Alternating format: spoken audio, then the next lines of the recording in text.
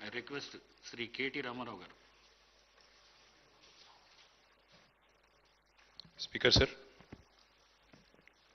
ఈ సభలో సోదరుడు మా సహచరుడు హైదరాబాద్ నగర పార్టీ అధ్యక్షులు గోపీనాథ్ గారికి సంతాప తీర్మానం ప్రవేశపెట్టాల్సి వస్తుందని చెప్పి మేము కలలో కూడా అనుకోలేదు. ఎందుకంటే వారు జీవించున్నంత కాలం కూడా ఎన్నడూ తనకు అనారోగ్యం వచ్చిందని కానీ అది కూడా ఇంత తీవ్రంగా ఉందని కానీ ఎన్నడూ ఎక్కడ కూడా చెప్పుకోలేదు, ఎవరికి కూడా పంచుకోలేదు అధ్యక్ష. వారు ఆ రకంగా చాలా గుంభనంగా తన వ్యక్తిగతమైన సమస్యలు కానీ వ్యక్తిగతమైన ఆరోగ్యపరమైన విషయాలు కానీ చాలా రహస్యంగా, ఒక రకంగా చెప్పాలంటే చాలా ప్రైవేట్గా వారు మెయింటైన్ చేసినారు అధ్యక్ష. కానీ పబ్లిక్ పరంగా మాత్రం, అంటే ఇందాక ముఖ్యమంత్రి గారు అదేవిధంగా శాసనసభ వ్యవహారాల మంత్రి గారు చెప్పినట్టు హైదరాబాద్ మహానగరంలో జుబ్లీహిల్స్ అంటేనే ఒక సంపన్నులు నివసించే ప్రాంతంగా పేరుంది అధ్యక్ష. కానీ జుబ్లీహిల్స్ నియోజకవర్గం పరిస్థితి చూస్తే దానికి పూర్తి భిన్నం అధ్యక్ష. పేరుకి జుబ్లీహిల్స్ నియోజకవర్గం, కానీ అక్కడ ఉండేది మొత్తం కూడా పేద ప్రజలు.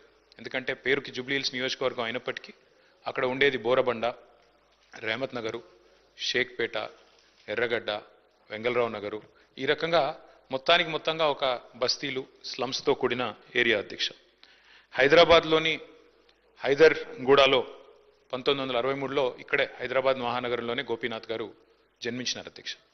తర్వాత వారు ఇక్కడే చదువుకుని ఇక్కడే మరి ఉస్మానియాలో డిగ్రీ కూడా చేసి తర్వాత ఎన్టీ రామారావు గారికి వీర అభిమానిగా తెలుగుదేశం పార్టీ స్థాపించిన తర్వాత వారు రాజకీయాల్లో అడుగుపెట్టినారు. నాకు బాగా గుర్తుంది అధ్యక్ష, మేము చిన్నప్పుడు మన ఎమ్మెల్యేలకు ఇచ్చిన క్వార్టర్స్ ఏవైతే ఉన్నాయో బషీర్బాగ్లో, అక్కడ మా కుటుంబం అంతా ఉండేది. పెద్దలు కేసీఆర్ గారు ఆనాడు శాసనసభ్యుడిగా ఉన్నప్పుడు మొట్టమొదటిసారి 85లో న్యూ ఎమ్మెల్యే క్వార్టర్స్లో నివాసం ఉండేది అధ్యక్ష. మేము కూడా అక్కడే ఉండేది.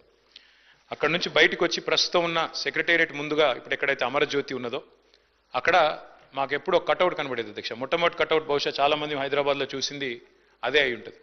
ఎన్టీ రామారావు గారి నిలువెత్తు కటౌట్ పెట్టి కృష్ణుడి రూపంలో, రాముడి రూపంలో పెట్టి కింద రాసి ఉండేది అధ్యక్ష, మాగంటి గోపీనాథ్ అని చెప్పి రాసి ఉండేది.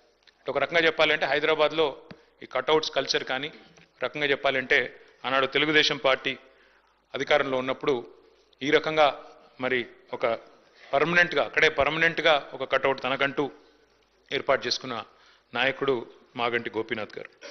వారు చాలా క్రియాశీలంగా ఉండేది అధ్యక్ష రాజకీయాలు. చిన్న స్థాయి నుంచి కూడా మరి మొదటి నుంచి కూడా చాలా క్రియాశీలంగా విద్యార్థి దశ నుంచి కూడా రాజకీయాల్లో ఉన్నారు. తెలుగు యువతలో పనిచేశారు.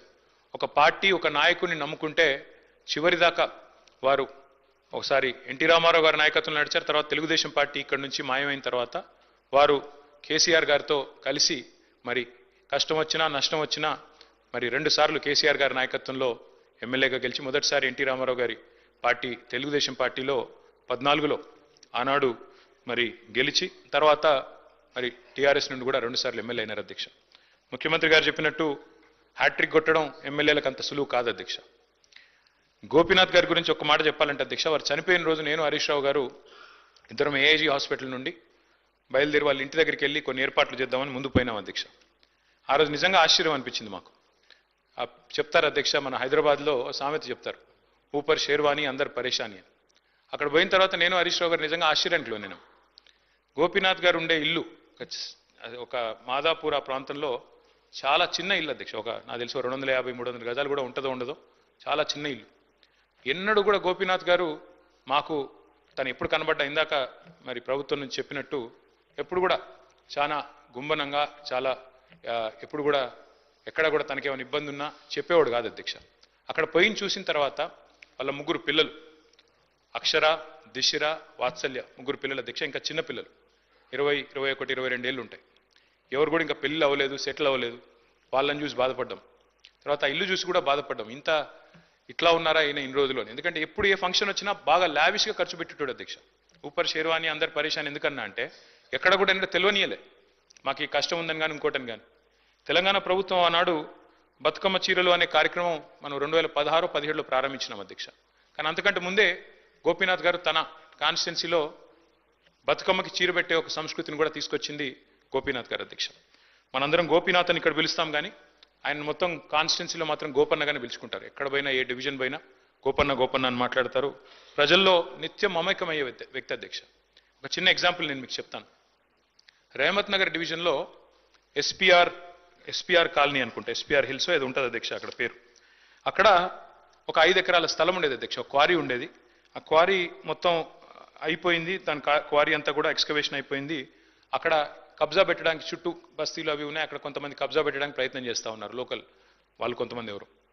గోపీనాథ్ గారు పట్టుబట్టి ఆనాడు ప్రభుత్వంలో ఉన్న మా అందరిని కూడా తీసుకెళ్లి ఆ ప్లేస్ చూపెట్టి అక్కడ ఒక మంచి పిల్లలు ఆడుకునే ఒక గ్రౌండ్, అదేవిధంగా అక్కడ కమ్యూనిటీ అంతా గ్యాదర్ అయ్యి చేసుకునే కార్యక్రమాలు చేయాలని చెప్పి పట్టుబట్టి దాన్ని ఒక గ్రౌండ్గా తీర్చిదిద్ది అక్కడ బతుకమ్మ వేడుకలు కానీ, అట్లాగే రంజాన్ అప్పుడు అక్కడ కార్యక్రమాలు చేయడమే కానీ, క్రిస్మస్ వేడుకలు చేయడం కానీ, ఇవన్నీ కూడా చాలా జాగ్రత్తగా చేసేటాడు అధ్యక్ష. దాంతోపాటు అధ్యక్ష వారు మరి బతికినంత కాలం ఒక మాస్ లీడర్గా ప్రజల మధ్యనే ఉంటూ ఎప్పటికప్పుడు డైనమిక్గా తిరుగుతూ అర్ధరాత్రి సమస్య వచ్చినా అపరాత్రి సమస్య వచ్చినా అధికారులను వెంటనే సంప్రదించి పనులు చేసి పెట్టే ఒక మంచి మనస్తత్వం ఉన్న నాయకుడు అధ్యక్ష. మరి గోపీనాథ్ గారి మరణం, ఎందుకంటే మా నగర పార్టీ అధ్యక్షుడు కూడా వారు, దాంతోపాటు కేసీఆర్ గారికి మరి నమ్మిన విధేయుడిగా ఎన్ని ఒత్తిళ్లు వచ్చినా మరి ఒక నమ్మిన విధేయుడిగా మరి పార్టీలో 2 సార్లు గెలిచిన తర్వాత అదే పద్ధతుల్లో కొనసాగారు అధ్యక్ష. వారి మరణం మా పార్టీకి, అట్లాగే వారి కుటుంబం, వారి శ్రీమతి సునీత గారికి, అట్లాగే వారి పిల్లలకి, వారి తల్లి గారికి, వారి కుటుంబ సభ్యులందరికీ, వారి బ్రదర్కి అందరికీ కూడా తీరని లోటు అధ్యక్ష. దాంతోపాటు జూబ్లీ హిల్స్ నియోజకవర్గంలో తనదైన చిరస్మరణీయమైన ముద్ర ఏదైతే గోపీనాథ్ గారు వేసుకున్నారో తప్పకుండా ఆ నియోజకవర్గానికి కూడా ఇది తీరని లోటు. ఈ దుఃఖ సమయంలో వారి కుటుంబం తరపున మా పార్టీ పూర్తి స్థాయిలో అండగా ఉంటుంది అధ్యక్ష.